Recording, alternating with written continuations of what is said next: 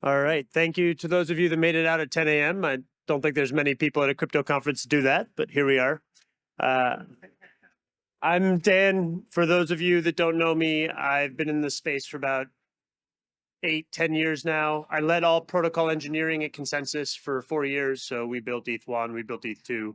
And then 3 years ago, I went to the application layer, and I've been really working on how we scale engagement. And a lot of the talks today are going to be very specific. This is going to be a little broader, trying to understand and make sense of what's going on in the space, what's happened over the last 2 years, and what we believe at Candy Digital is going to happen over the next 3 to 4 years. At Candy, we represent brands like Major League Baseball, DC Comics, so Batman, Superman, NASCAR, WWE, and so a bunch of college sports in America, Universal Music Group, etc. But I only have 10 minutes, so I'm not going to talk about me. I'm gonna go into things. Everyone is expecting blockchain gaming to explode, right? I think the latest numbers I've seen, $65 billion market in 3 years. That's an insane amount of scale at a really fast pace, and growth opportunities like this are pretty rare. But it's not very clear to a lot of traditional brands or traditional games how to make sense of this. Most traditional IP has struggled in Web3. There's exceptions in fine art and luxury. They've done well, but Starbucks, Reddit, most sports leagues, they've all failed. And the reason for this is, we'll survive with the music. The reason for this is pretty simple. Sports teams in particular have seen Web3 as a revenue stream, purely about cash. And so they've asked for high minimum guarantees. And that drove only projects that were optimizing for money, right? They couldn't afford to optimize for engagement or for loyalty or for sustainable growth. They had to optimize for money.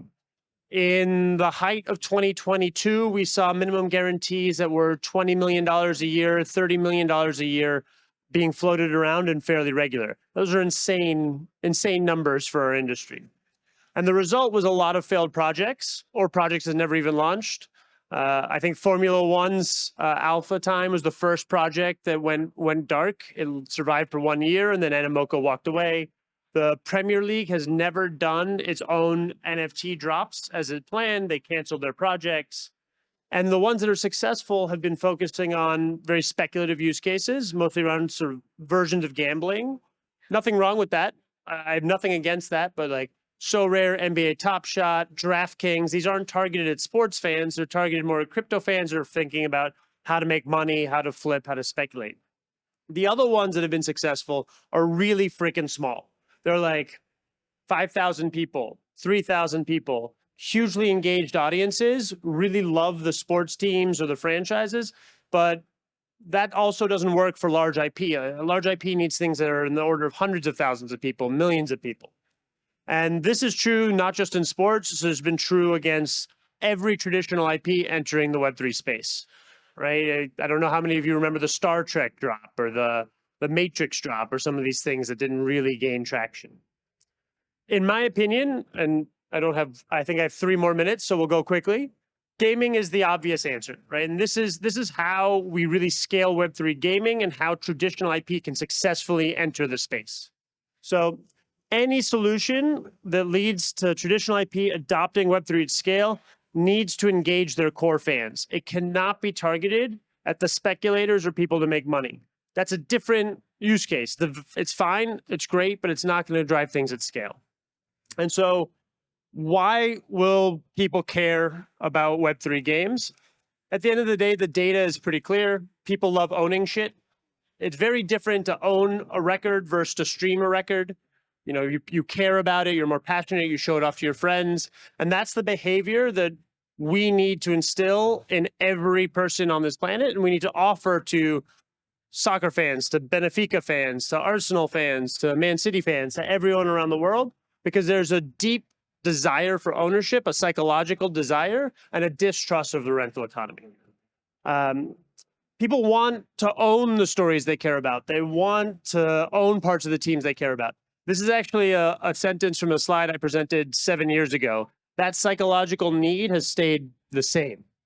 And so gaming, at the end of the day, whether it's mobile games or card games or digital games, are a way to bring people together and to create new experiences around ownership. And so this is my pitch for any of you in the audience or any of you watching. If you work with a sports team or you work with a sports league, we at Candy Digital specialize in creating these sorts of experiences that bring Web3 gaming to the masses and to the audiences. And we've, I think, got over 1 million accounts now on our platform, and we're scaling with this approach.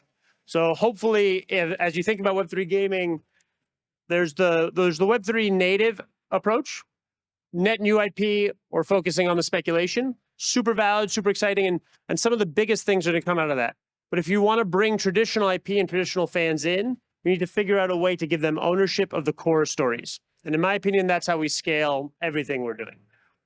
So hype cycles are good and bad. You know, they bring a lot of unsustainable growth. They bring a lot of excitement and a lot of danger into the space. But what's going to work for traditional IP is the ones who say no to the large minimum guarantees, who say no to the shiny objects, and build a sustainable program over time. And with that, I'm over time already. So thank you very much for those of you that made it. If you want to hit me up on Twitter or TG, there I am. I'm better at TG than Twitter, but you know, there we are.